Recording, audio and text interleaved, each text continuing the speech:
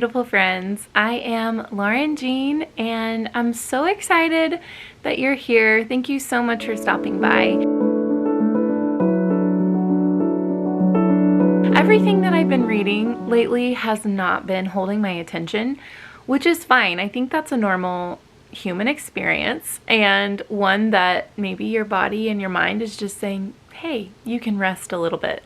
We've had a lot of things going on, a lot of life changes happening behind the scenes here, and I just feel kind of focused on all of that and not so much focused on reading a book. This week, I have been like, oh, I just really miss reading, and I just haven't been picking up anything, and anything that I've been picking up, like I said, it just hasn't held my attention. And so I'm like, okay, what am I gonna read?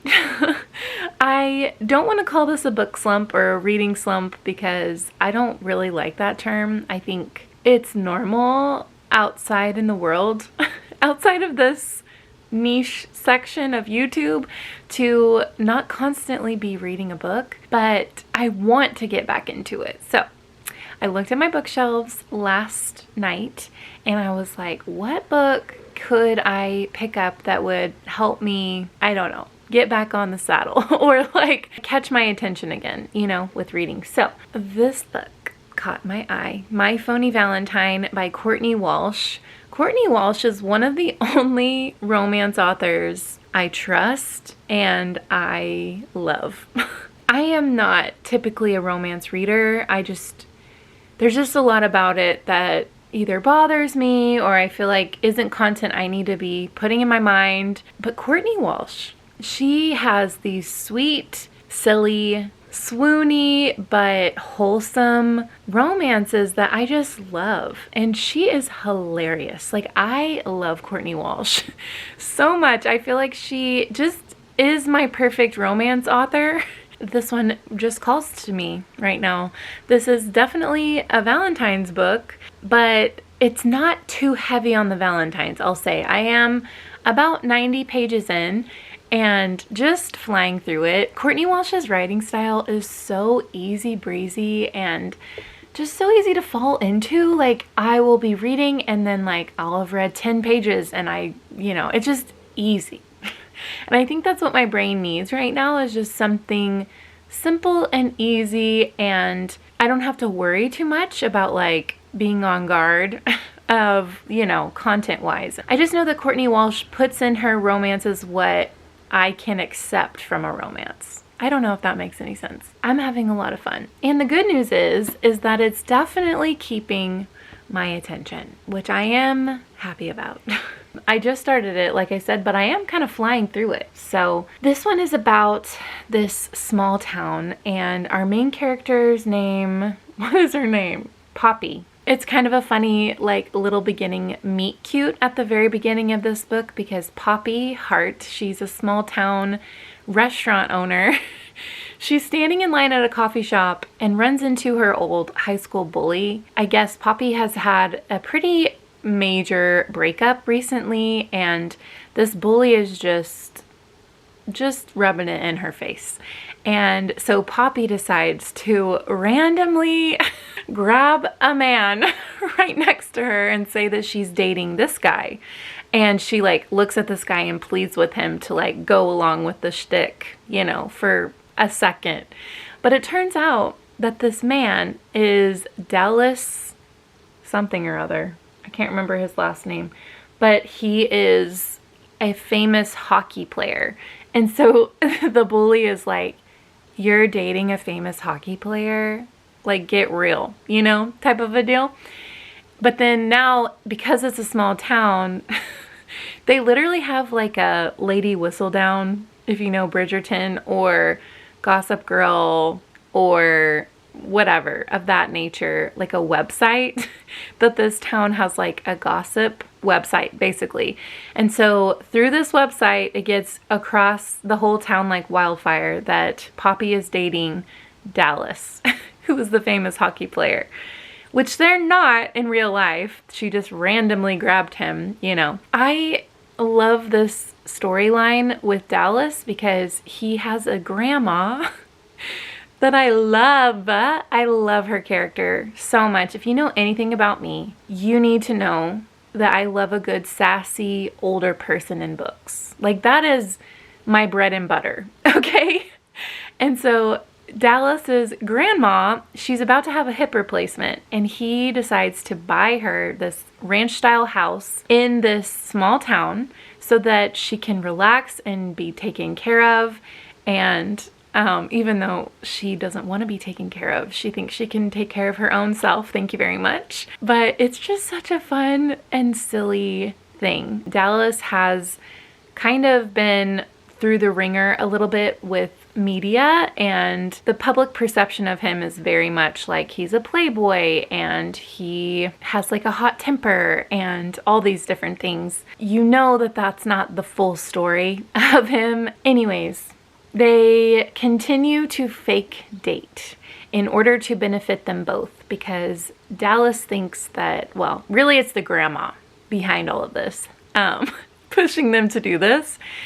If they pretend to date or actually go on dates and get to know each other, then it will help Dallas's image, but it will also help Poppy's restaurant, which is really struggling right now. She's in a lot of debt and she just wants it to be successful, but she has kind of a tumultuous relationship with the town and people's perception of her.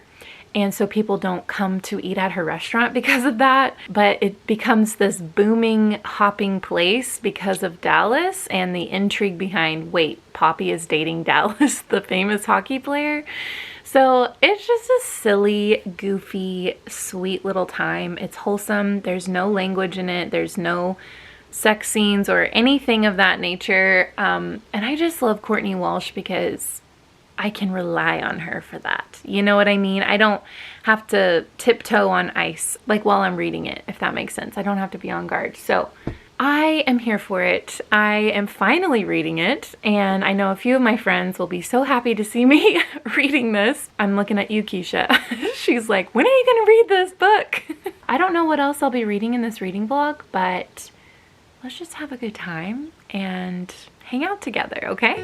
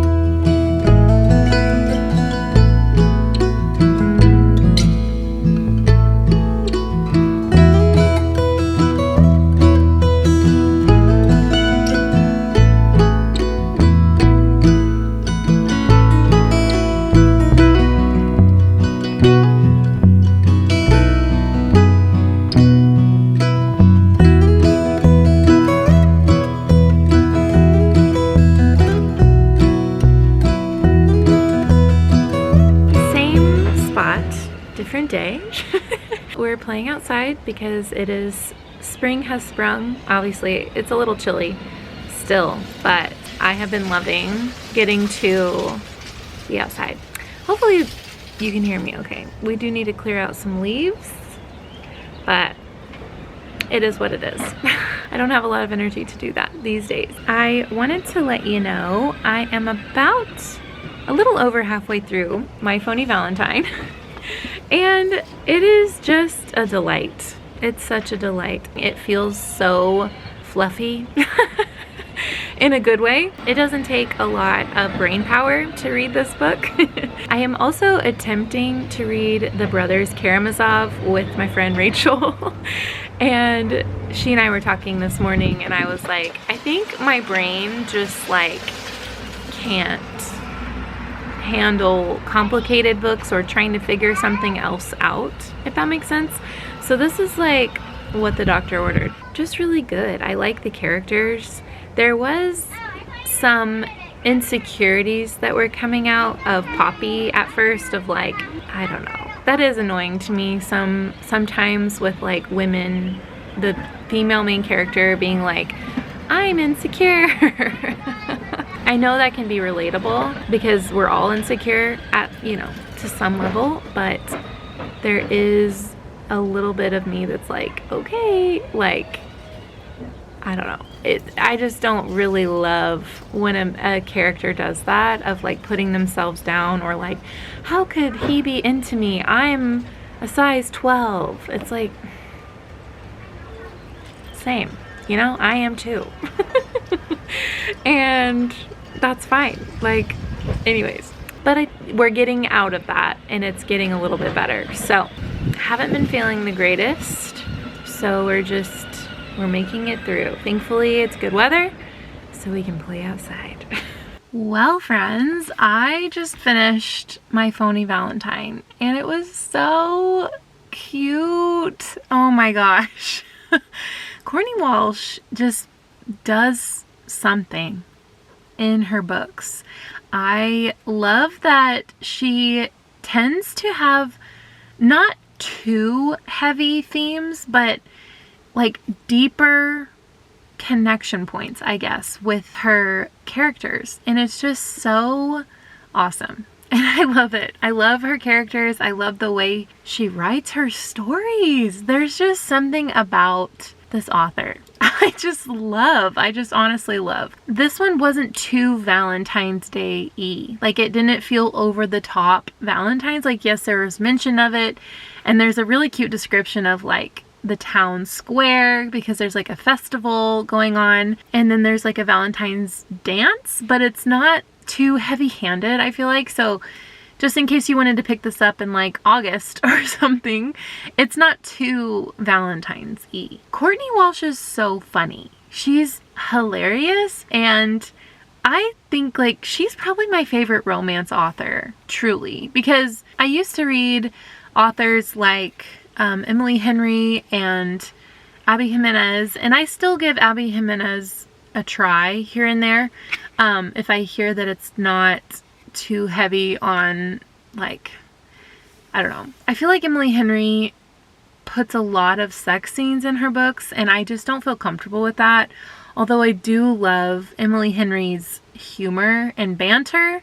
At least I used to. I don't know if I still would feel that way. I have no idea.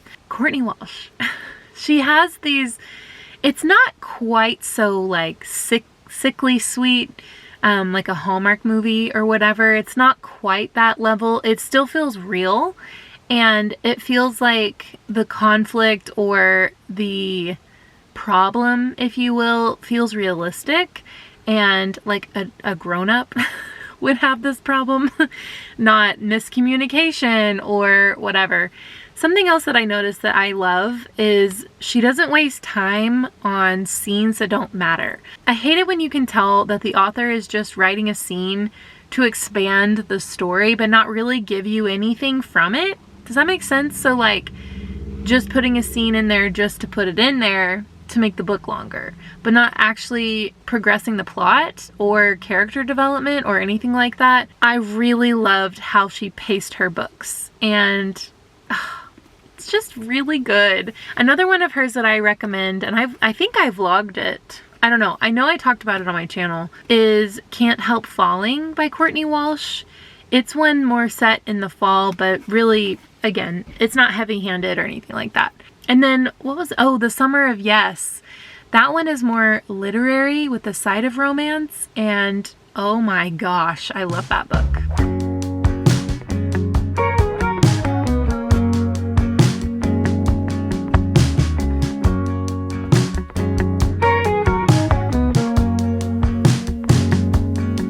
In the morning, when you walk away, my heart drops to the floor.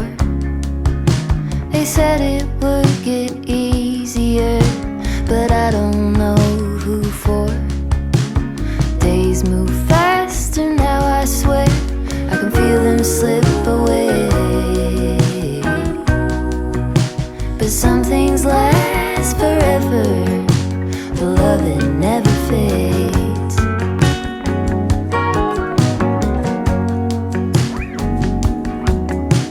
It's easy to make promises for the young and free, but you kept every word you said, and you stayed true to me.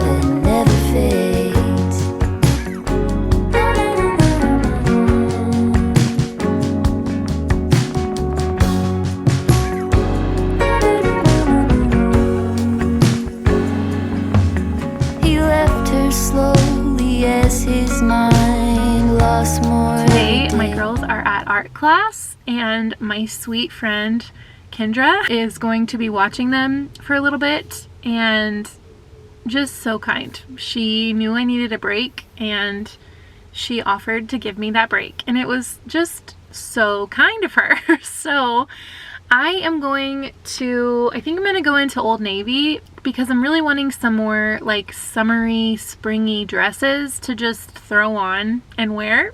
I know it kind of like, sometimes it feels like you're really dressed up when you're in a dress, but I am telling you, what is it about it? Like, dresses are so comfortable. As you saw earlier, I did get a matcha.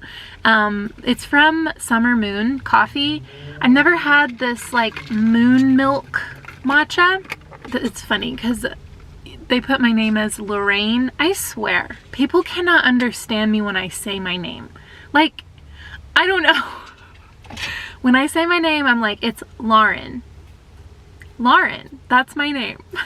Maybe because I don't say Lauren, which it's actually quite funny that sometimes I'll say Lauren and then someone will respond back and say, oh, Lauren, and I'm like, no.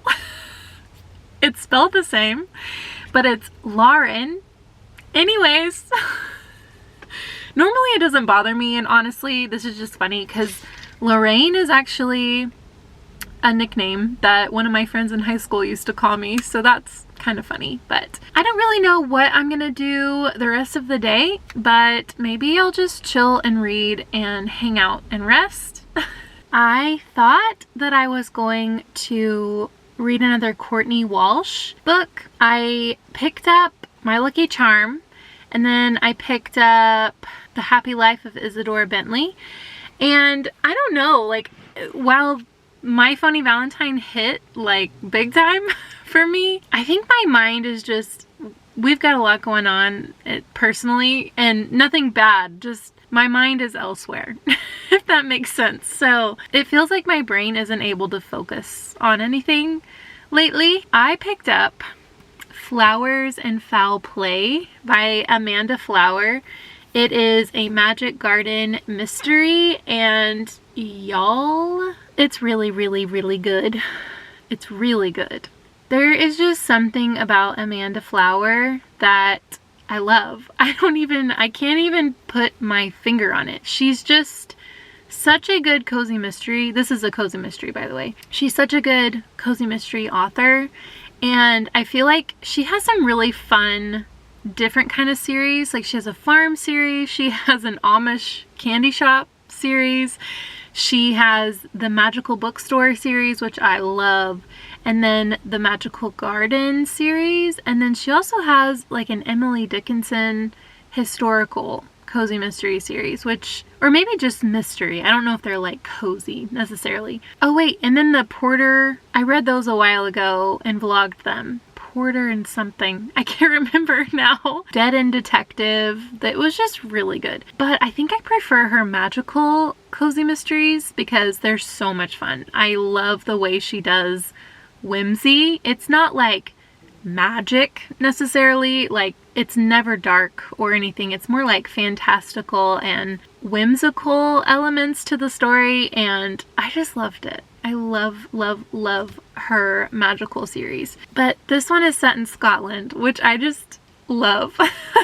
I love it so much. And there's a woman who like has a godfather who passes away. He owned this little cottage and a garden. She goes to Scotland because he left her the house and the land, the property. And so she is there, and like the garden is dead, but then she finds a dead body in the garden. It's like kind of like Secret Garden feels, because it's like a locked garden and you have to have this key. There's a like mischievous squirrel involved that like steals the key. Anyways, they finally get into the garden and the garden is all dead. It seems really weird because her godfather really took really good care of it, but it's like all completely dead. And so it just seems strange because there wouldn't be enough time to like be all dead, if that makes sense. But then when she's in this garden, she actually finds a dead body. And it's the lawyer who contacted her about her godfather passing away, etc. And so she's going to be looked at as a suspect because she knows him. It's on her property now. When she's in the garden, things start coming back to life, and then it just like stops, it freezes. And so I'm wondering if the garden, obviously it's a magical garden, but I'm interested to see how that plays into the story and how it helps her, because the main character does talk about how her godfather would like always kind of know when he needed to call her. And I'm kind of wondering if the garden is like having to do something with that, you know? It's just a lot of fun. I'm just really loving it.